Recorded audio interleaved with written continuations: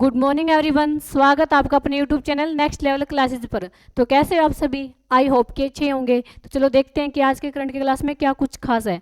तो आज की करंट हमारी थोड़ी सी लेट होगी टेक्निकल इशू के कारण। चलो कोई ना, अब कर लेते हैं। तो आज का हमारा फर्स्ट क्वेश्चन क्या है? आज का हमारा फर्स्ट क्वेश्चन क्या है? तो अगर आपको इस क्लास की पीडीएफ चाहिए तो वो मिल जाएगी आपको टेलीग्राम ग्रुप पर, और टेलीग्राम ग्रुप का लिंक मिल जाएगा आपको डिस्क्रिप्शन में। ठीक है, तो चलो स्टार्ट करते हैं। आज का हमारा फर्स्ट क्वेश्चन है कि हाल ही में भारत और किस देश के बीच 14th संयुक्त द्विपक्षीय सैन्य अभ्यास मैत्री आयोजित किया जाएगा? तो ये कौन से देश के बीच किया जाएगा भाई? तो सबसे पहले ये कौन सा संस्करण है? कौन सा संस्करण है ये? कौन सा संस्करण है ये? 14th संस्करण। कौन सा संस्करण है ये 14th संस्करण। ठीक है, और ये कब इसका जो आयोजन किया जाएगा? इसका आयोजन कब किया जाएगा? इसका जो आयोजन है, जो इसका आयोजन है ये कब किया जाएगा? ये कब किया जाएगा आयोजन? तो ये किया जाएगा 1 सितंबर से लेकर के 14 सितंबर तक। कब किया जाएगा इसका आयोजन? तो ये किया जाएगा 1 सितंबर से लेकर जो 14 सितंबर तक जो इसका आयोजन किया जाएगा। ठीक है, और जो ये अभ्यास का नेम क्या है? अभ्यास का नाम क्या है? अभ्यास का नाम क्या है? अभ्यास का नाम है मैत्री। क्या नाम है अभ्यास का नाम? तो ये है मैत्री। ठीक है, अभ्यास का क्या नाम है? ये है मैत्री। और ये कौन सा अभ्यास है? तो ये कौन सा अभ्यास है? तो ये कौन सा अभ्यास है? तो ये है संयुक्त द्विपक्षीय सैन्य अभ्यास। संयुक्त द्विपक्षीय सैन्य अभ्यास कौन सा अभ्यास है? तो ये संयुक्त द्विपक्षीय सैन्य अभ्यास। ठीक है, ये कौन सा अभ्यास है? ये संयुक्त द्विपक्षीय सैन्य अभ्यास। ये किस किस के बीच होता है? तो ये होता है भारत और थाईलैंड के बीच। किसके बीच होता है ये? तो ये होता है भारत और थाईलैंड के बीच होता है। किसके बीच होता है ये? तो होता है भारत और थाईलैंड के बीच होता है। ठीक है, और ये कहाँ होगा? इसका जो आयोजन है ये कहाँ होगा? इसका आयोजन होगा, कहाँ होगा इसका आयोजन? तो ये होगा उमरोई में। अब ये उमरोई कहाँ है भाई? इसका आयोजन है ये कहाँ होगा? तो ये होगा उमरोई में। कहाँ होगा इसका आयोजन? तो ये होगा उमरोई में। अब उमरोई कहाँ है? उमरोई है मेघालय में। उमरोई कहाँ है? उमरोई है मेघालय में। कहाँ है उमरोई? उमरोई है मेघालय में। ठीक है, तो अपना राइट आंसर क्या रहेगा? अपना राइट आंसर रहेगा सी। क्या अपना राइट आंसर? तो ये है सी कि हाल ही में भारत और किस देश के बीच है जो द्विपक्षीय सैन्य अभ्यास मैत्री आयोजित किया जाएगा? तो उसके बीच किया जाएगा, ये किया जाएगा भारत और थाईलैंड के बीच। ठीक है, ये कौन सा संस्करण है? तो ये 14th नंबर का संस्करण है। ठीक है, इसका आयोजन कब होगा? तो इसका जो आयोजन है ये होगा 1 सितंबर टू 14 सितंबर। ठीक है, और जो अभ्यास क्या नाम है? अभ्यास का नाम है मैत्री। ठीक है, अभ्यास का क्या नाम है? ये है मैत्री। और ये कौन सा अभ्यास है? तो ये संयुक्त द्विपक्षीय सैन्य अभ्यास है। ये भारत और थाईलैंड के बीच होता है। और ये कहाँ, इसका आयोजन कहाँ होगा? तो ये होगा उमरोई में। उमरोई कहाँ है? उमरोई है मेघालय में। ठीक है, तो चलो नेक्स्ट क्वेश्चन की ओर। नेक्स्ट क्वेश्चन हमारा क्या है? ये हमारा नेक्स्ट क्वेश्चन ये है कि ड्रूंड कप 2025 में शीर्ष स्थान किसने प्राप्त किया? तो ड्रूंड कप है ये किससे रिलेटेड है? ड्रूंड कप है ये किससे रिलेटेड है? तो ये फुटबॉल से। किससे रिलेटेड है? तो ये है फुटबॉल से। किससे रिलेटेड है ये? तो ये फुटबॉल से रिलेटेड है। ठीक है, किससे रिलेटेड है ये? फुटबॉल से रिलेटेड है। और ये कौन से नंबर का संस्करण है? ये कौन से नंबर का संस्करण है? ये है जो 134। ठीक है, ये कौन से नंबर का संस्करण है? ये तो 134 नंबर का संस्करण है। ठीक है, और इसका आयोजन कहाँ हुआ है? इसका जो आयोजन है ये कहाँ हुआ है? तो ये जो भारत के 5 राज्यों में इसका आयोजन हुआ है। इसका जो आयोजन है ये कहाँ हुआ है? तो भारत के 5 राज्यों में इसका आयोजन हुआ है। ये कहाँ कहाँ हुआ है? ये हुआ है मेघालय में, मेघालय में, मणिपुर में, मणिपुर, झारखंड,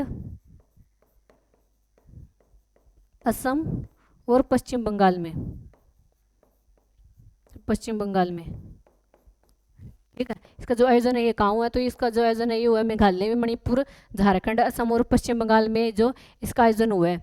ठीक है, तो है ये ड्रूंड कप है ये एशिया का सबसे पुराना कप है। एशिया का सबसे पुराना कप है। एशिया का सबसे पुराना कप है ये। एशिया का सबसे पुराना फुटबॉल कप है। एशिया का सबसे पुराना फुटबॉल कप है। पुराना फुटबॉल कप है। ठीक है, जो एशिया का सबसे पुराना फुटबॉल कप है, ये एशिया का सबसे पुराना फुटबॉल कप है। जो एशिया का सबसे पुराना फुटबॉल कप है। ठीक है, तो इसमें जो विजेता कौन रहा है? इसमें विजेता कौन है? इसमें विजेता कौन है? सबसे पहले देख लेंगे इसमें कुल टीम कितनी थी। इसमें जो कुल टीम कितनी थी? तो ये थी 24। कितनी टीम थी इसमें? कुल थी इसमें 24 टीम थी। ठीक, इसमें जो कुल टीम थी ये कितनी थी? ये थी 24। और इसमें विजेता कौन हो रहा है? तो इसमें विजेता रहा है नॉर्थ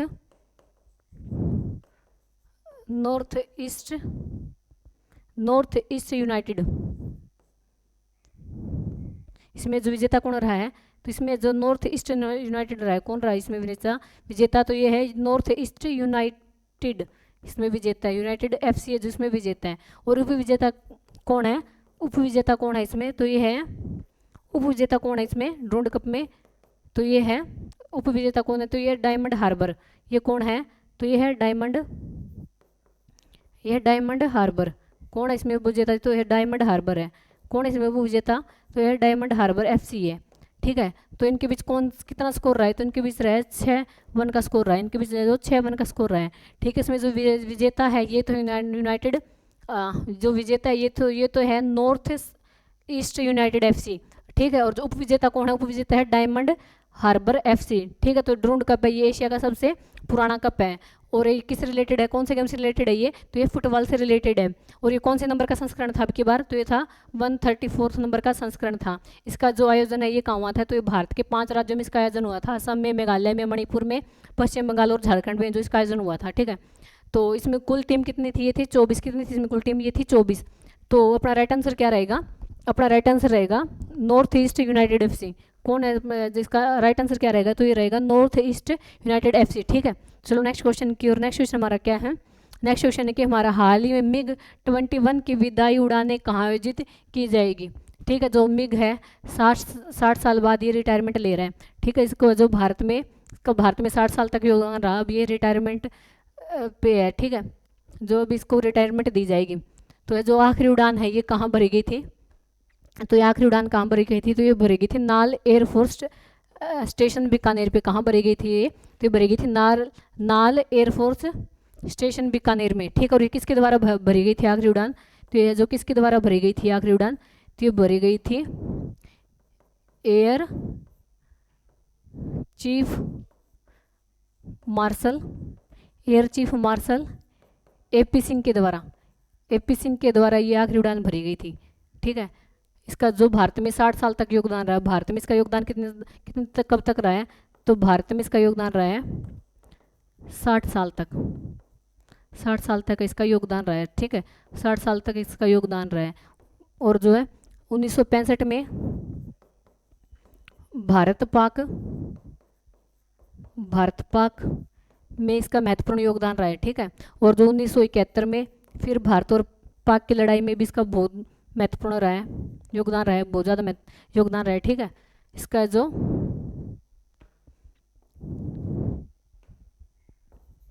भारत में योगदान है ये भारत पाक 1975 की लड़ाई में भी जिसका योगदान रहा, 1965 की लड़ाई में इसका योगदान रहा, 1971 की लड़ाई में भी इसका योगदान रहा, और 1999 में कारगिल युद्ध में भी इसका महत्वपूर्ण योगदान रहा। ठीक है, कारगिल युद्ध में भी इसका महत्वपूर्ण योगदान रहा, कारगिल युद्ध में भी महत्वपूर्ण योगदान रहा। ठीक है, और जो है ये है कब बनाया गया था ये? तो ये कब बनाया गया था? एयर मिग 21 ये कब बनाया गया था? जो मिग 21 है ये कब बनाया गया था? तो ये बनाया गया था 1955 में। ठीक है, किसके द्वारा बनाया गया था? ये बनाया गया था रूस के द्वारा। किसके द्वारा बनाया गया था? ये रूस के द्वारा बनाया गया था। ठीक है, और भारत में कब आया ये? भारत में कब आया? तो भारत में आए थे 1963 में। कब आया भारत में? ये जो 1963 में आया था। ठीक है, और जो इसकी है फेयरवेल पार्टी है ये कहाँ होगी? जो इसका है विदाई समारोह है ये कहाँ होगा? जो इसकी फेयरवेल पार्टी है ये कहाँ होगी? विदाई समारोह है ये कहाँ होगा इसका भी? इसकी फेयरवेल पार्टी कहाँ होगी? तो ये होगी चंडीगढ़ एयरफोर्स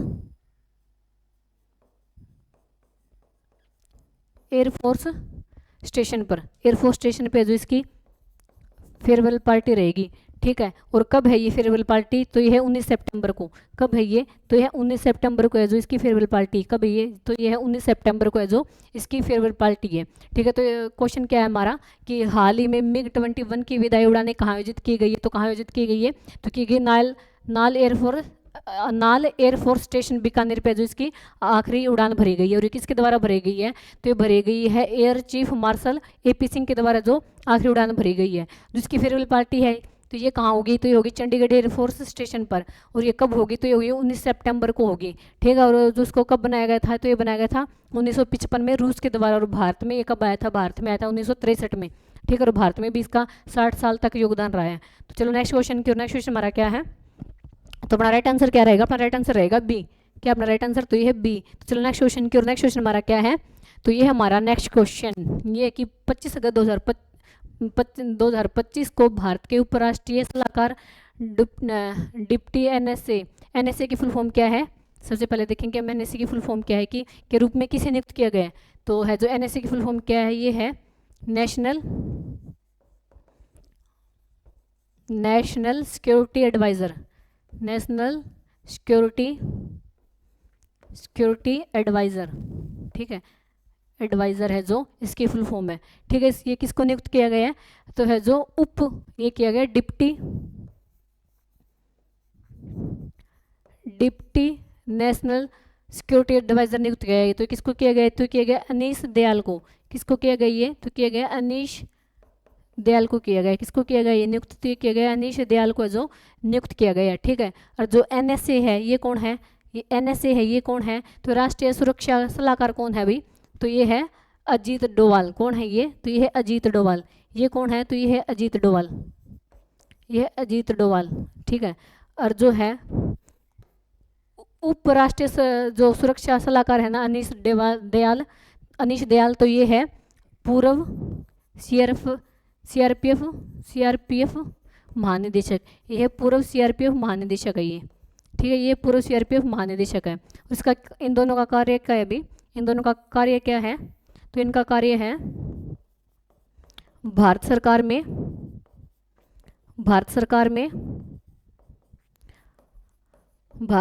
में प्रधानमंत्री को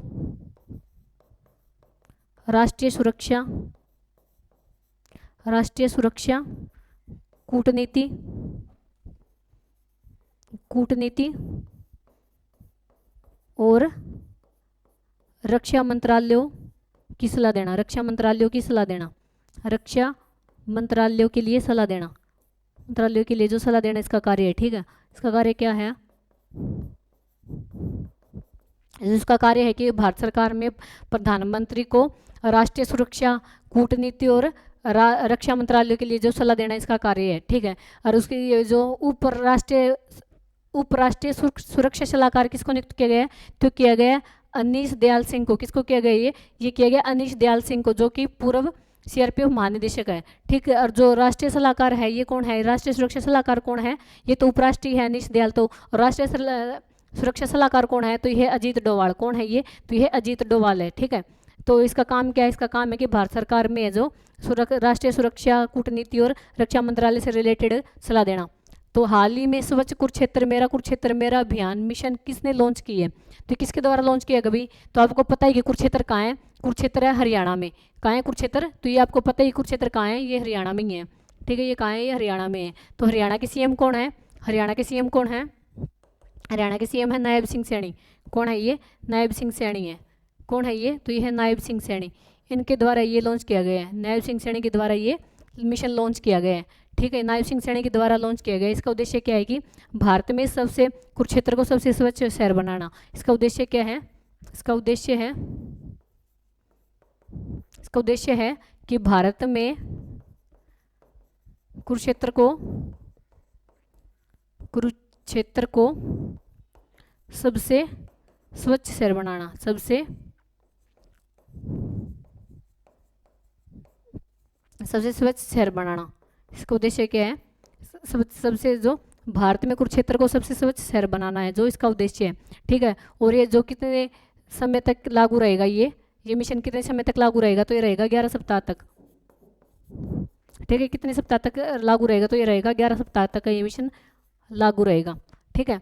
तो कुछ दिन पहले ये जो हरियाणा के गवर्नर नियुक्त किए गए थे, तो ये किसको किए गए थे भाई, तो बताओ किसको किया गया था, तो ये किया गया था आशिम घोष को। किसको किया गया था, गवर्नर, जो हरियाणा का गवर्नर है ये किसको बनाया गया था, तो ये बनाया गया था आशिम घोष को। किसको बनाया गया था, तो बनाया गया था आशिम घोष को, ठीक है। तो अपना राइट आंसर क्या रहेगा, अपना राइट आंसर रहेगा बी, जो है स्वच्छ कुरुक्षेत्र मेरा अभियान मिशन किसने लॉन्च किया है, तो किया है नायब सिंह सैनी ने, जो कि हरियाणा के मुख्यमंत्री है, ठीक है। और जो इसकी वैलिडिटी कितनी है मिशन की, तो ये रहेगी 11 सप्ताह तक। कितनी रहेगी, तो ये 11 सप्ताह तक जो इसकी वैलिडिटी रहेगी, ठीक है। तो है जो कुछ दिन पहले ही जो हरियाणा के गवर्नर नियुक्त किए गए थे, तो ये किसको किया गया नियुक्त? तो किया गया आश्रम घोष को। किसको किया गया? ये तो किया गया आश्रम घोष को नियुक्त किया गया। ठीक है, तो है जो मनोहर लाल खट्टर, ये हरियाणा के पूर्व सीएम है। ठीक है, ये पूर्व सीएम, ये हरियाणा के पूर्व सीएम है, ये जो हरियाणा के पूर्व सीएम है। ठीक है, तो अपना राइट आंसर क्या रहेगा? ये मिशन किसके द्वारा शुरू किया गया? तो ये नायब सिंह सैनी के द्वारा, जो कि हरियाणा के सीएम है। इसका उद्देश्य है कि भारत में कुरुक्षेत्र को सबसे स्वच्छ शहर बनाना। चलो नेक्स्ट क्वेश्चन की। नेक्स्ट क्वेश्चन हमारा क्या है? ये कि किस अर्धसैनिक बल ने हाल ही में अपना पहला पूर्ण महिला कमांडो अभियान शुरू किया है? ठीक है, तो ये अभियान क्यों शुरू किया गया है? तो अभियान इसलिए शुरू किया गया ताकि लैंगिक समानता को बढ़ावा दिया जा सके। इसका है, इसको क्यों शुरू किया गया है? तो ताकि ये जो लैंगिक समानता को बढ़ावा दिया जा सके। तो ये जो किसके द्वारा शुरू किया गया है? तो किया गया सीआईएसएफ के द्वारा। किसके द्वारा शुरू किया गया? ये किया गया सीआईएसएफ के द्वारा। किसके द्वारा शुरू किया गया है? तो किया गया सीआईएसएफ के द्वारा शुरू किया गया है। और ये कहाँ से शुरू किया गया है? ये कहाँ शुरू किया गया है? स्थान कौन सा है? तो ये है एमपी में 12वां ट्रेनिंग सेंटर, ट्रेनिंग सेंटर। ठीक है, और सीआईएसएफ की फुल फॉर्म क्या है? सीआईएसएफ की फुल फॉर्म क्या है? सीआईएसएफ की फुल फॉर्म क्या है? ये है सेंट्रल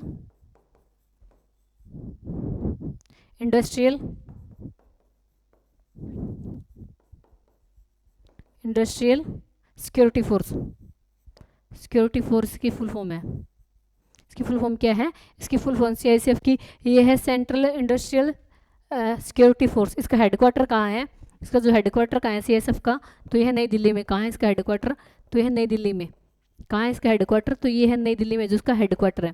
ठीक है, इसका हेडक्वार्टर कहाँ है? नई दिल्ली में। इसका गठन कब हुआ था? तो इसका गठन हुआ था 10 मार्च 1969 को। 10 मार्च 1969 को जो इसका गठन हुआ था। 10 मार्च 1969 को जो इसका गठन हुआ था। तो अपना राइट आंसर क्या रहेगा? कि जो है अर्धसैनिक बल में हाल ही में अपना पहला पूर्ण महिला कमांडो अभियान शुरू किया गया है। तो किसके द्वारा किया गया? ये किया गया सीआईएसएफ के द्वारा। किसके द्वारा किया गया? ये किया गया सीआईएसएफ के द्वारा। तो चलो नेक्स्ट क्वेश्चन की। और नेक्स्ट क्वेश्चन हमारा क्या है? तो ये है कि ओपन एआई ने 2025 में अपना पहला भारतीय कार्यालय कहाँ खोलने की घोषणा की है? तो ओपन एआई क्या है भाई? ओपन एआई क्या है? ओपन एआई है अमेरिकी कंपनी। क्या है ये? अमेरिकी कंपनी। ये है अमेरिकी कंपनी, अमेरिकी कंपनी ये। ठीक है, जो ओपन एआई है ये अमेरिकी कंपनी। और इसका हेडक्वार्टर कहाँ है? इसका हेडक्वार्टर कहाँ है? तो ये कैलिफोर्निया में। कहाँ है इसका हेडक्वार्टर? तो ये है कैलिफोर्निया में। कैलिफोर्निया में जो इसका हेडक्वार्टर, कहाँ है इसका हेडक्वार्टर? तो ये कैलिफोर्निया में। और भारत में जो इसका कार्यालय कहाँ खोलने की बात की गई है? तो कि कहाँ की गई है? तो की गई है नई दिल्ली में। नई दिल्ली में की गई है। ठीक है, कहाँ की गई है? भारत में इसका जो हेडक्वार्टर खोलने की बात है, तो वो भारतीय कार्यालय खोलने की बात की कहाँ की गई है? तो की गई है नई दिल्ली में, जो इसका Indian office, first Indian office होगा ये नई दिल्ली में। ठीक है, जो ओपन एआई है तो ये अमेरिकी कंपनी है। जो हम चैट जीपीटी यूज़ करते हैं ना, तो वो इसी का ही चैट बोर्ड है। ओपन एआई का वो चैट बोर्ड है। जो हम चैट जीपीटी यूज़ करते हैं ना, चैट जीपीटी हम यूज़ करते हैं ना, तो वो इसी का ही क्या है? चैट बोर्ड है। इसका ही चैट बोट है, इसका ही चैट बोट है ये। ठीक है, इसी का ही चैट बोट है,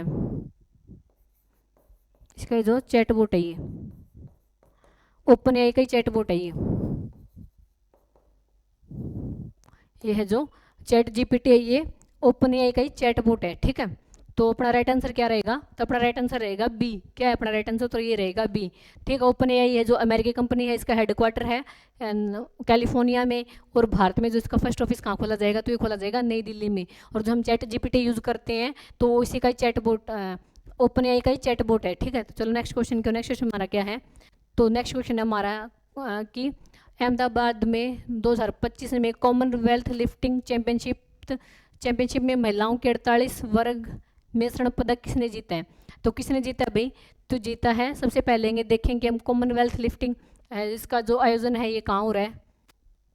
जो कॉमनवेल्थ लिफ्टिंग है, Commonwealth lifting, weight lifting, Commonwealth weight lifting, Commonwealth weight lifting, weight lifting है। इसका जो आयोजन कहाँ हो रहा है? तो इसका आयोजन हो रहा है अहमदाबाद में। कहाँ हो रहा है इसका आयोजन? तो इसका आयोजन अभी चल रहा है। ठीक है, कहाँ हो रहा है ये? तो ये हो रहा है अहमदाबाद में। अहमदाबाद में इसका आयोजन हो रहा है। कहाँ हो रहा है इसका आयोजन? तो ये हो रहा है अहमदाबाद में, ठीक है। और है जो ये है, इसमें जो गोल्ड मेडल किसने हासिल किए है, तो गोल्ड मेडल किसने अपने नाम किया है 2025 में? तो ये किया मीराबाई चानू ने। किसने किया ये गोल्ड मेडल अपने नाम? तो जो गोल्ड मेडल अपने नाम किसने किया है? तो ये किया मीराबाई चानू ने। किसने किया ये? तो ये किया मीराबाई चानू ने किए, ठीक है। मीराबाई चानू ने किया ये गोल्ड मेडल अपने नाम। और मीराबाई चानू कहाँ से है? तो ये मणिपुर से। कहाँ से बिलोंग करती है ये? तो ये करती है मणिपुर से बिलोंग करती है, ठीक है। कहाँ से बिलोंग करती है ये? तो ये मणिपुर से बिलोंग करती है। तो इन्होंने जो कौन से वर्ग में है जो ये गोल्ड मेडल हासिल किए? तो ये 48 kg में जो वर्ग हासिल किया है। तो इनका कुल भार कितना था? तो इनका जो कुल भार कितना था, जो इनका कुल भार था ये कितना था? तो इनका कुल भार था 193। कितना भार था इनका? तो ये था 193 इनका कुल भार था, ठीक है। इनका जो कुल भार कितना था? ये था 193। तो इन्होंने जो 2021 में, इन्होंने 2021 में टोक्यो ओलंपिक में, टोक्यो ओलंपिक में, टोक्यो ओलंपिक 2021 में जो सिल्वर मेडल अपने नाम किया था, सिल्वर मेडल अपने नाम किया था इन्होंने। सिल्वर मेडल जो अपने नाम किया था, ठीक है। 2021 में टोक्यो ओलंपिक में जो दो इन्होंने अपने नाम सिल्वर मेडल किया था, ठीक है। तो चलो नेक्स्ट क्वेश्चन की ओर। तो अपना राइट आंसर क्या रहेगा? ये रहेगा मीराबाई चानू, ठीक है। तो वेट लिफ्टिंग में जो गोल्ड मेडल किसने प्राप्त किया है? तो किया मीराबाई चानू ने। और कौन से वर्ग से किया? ये किया 48 किलोग्राम से, ठीक है। उनका कुल भार कितना था? तो ये था 193, ठीक है। तो चलो नेक्स्ट क्वेश्चन की ओर। नेक्स्ट क्वेश्चन हमारा क्या है? तो ये हमारा नेक्स्ट क्वेश्चन के कि IMD स्मार्ट सिटी इंडेक्स 2025 में सबसे स्मार्ट शहर कौन सा रहा है, ठीक है। तो ये IMD की फुल फॉर्म देखते हैं क्या है। तो ये जो IMD ये रिपोर्ट जारी करती है, IMD की फुल फॉर्म की क्या है? तो इसकी फुल फॉर्म है इंस्टीट्यूट मैनेजमेंट ऑफ डेवलपमेंट इसकी फुल फॉर्म है। इसकी फुल फॉर्म क्या है? ये इंस्टीट्यूट मैनेजमेंट ऑफ डेवलपमेंट है जो इसकी फुल फॉर्म है। ये जो स्मार्ट सिटी इंडेक्स जारी करता है, ठीक है। तो जो 2025 में सबसे स्मार्ट शहर कौन सा रहा है? तो ये रहा है जूरिख। कौन रहा है? तो ये रहा है जूरिख। कौन रहा है? तो ये रहा है जूरिख। ये कहाँ है? ये स्विट्जरलैंड में। कहाँ है ये? तो ये स्विट्जरलैंड में जो है। कहाँ है जूरिख? स्विट्जरलैंड में है।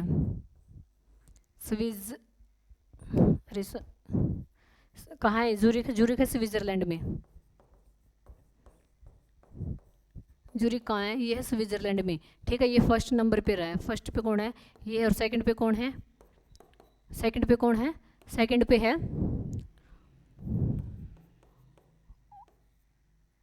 ओस्ला, ओल्सो, पता नहीं ऐसा कुछ नाम है। ये ओल्सो है, ये नॉर्वे का एक सिटी है, ठीक है। ये नॉर्वे का सिटी है, आप देख लेना इसका क्या नाम है। ये ओल्सो कुछ ऐसा नाम है, मेरे को प्रॉपर ध्यान नहीं आ रहा।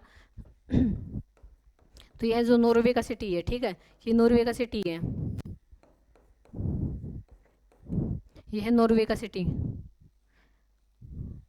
आल्सो, आस्लो, पता नहीं ऐसा कुछ याद है, मेरे को ध्यान नहीं आ रहा अभी, ठीक है। ध्यान आएगा तब बताऊंगी मैं। और थर्ड पे कौन है? थर्ड पे जिनेवा। थर्ड पे कौन है? थर्ड पे जिनेवा। जिनेवा भी कहाँ है? जिनेवा भी स्विट्जरलैंड में ही है, ठीक है। जिनेवा भी कहाँ है? जिनेवा भी है स्विट्जरलैंड में। जिनेवा भी कहाँ है? जिनेवा भी है स्विट्जरलैंड में है, ठीक है। जिनेवा कहाँ है? ये भी स्विट्जरलैंड में है। आप बोलोगे कि मैडम आपने और तो बता दिए, भारत में, भारत की क्या रैंक रही है?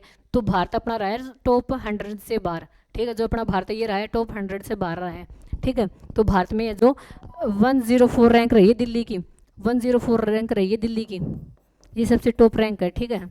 भारत के जो 104 रही है दिल्ली की, किसकी रही है 104 रैंक? तो ये रही है दिल्ली की। और है जो 106 किसकी रही है? तो ये रही है मुंबई की, 106 रही है मुंबई की। और 109 रही है हैदराबाद की, ठीक है।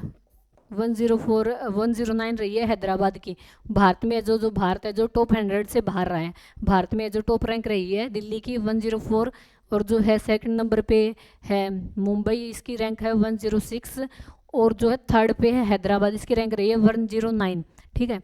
तो अपना राइट आंसर क्या है? तो ये कि IMT स्मार्ट सिटी इंडेक्स में सबसे स्मार्ट शहर कौन सा है? तो कौन सा है ये? तो ये है जूरिख। कौन सा है ये? तो ये जूरिख, ठीक है। जूरिख है फर्स्ट पे। सेकंड है ये ओल्सो, पता नहीं इसका क्या नाम है। थर्ड पे जिनेवा जो कि स्विट्जरलैंड में है, जो ओल्सो ये नॉर्वे में है, और जो जूरिख है ये स्विट्जरलैंड में है, ठीक है। तो चलो हमारा लास्ट क्वेश्चन ये कि हाल ही में क्षेत्रीय विस्तार के बाद भारत का दूसरा सबसे बड़ा टाइगर रिजर्व कौन सा बन गया है? तो कौन सा बन गया भाई? फर्स्ट है अपना नागार्जुन। फर्स्ट कौन सा है? फर्स्ट है नागार्जुन।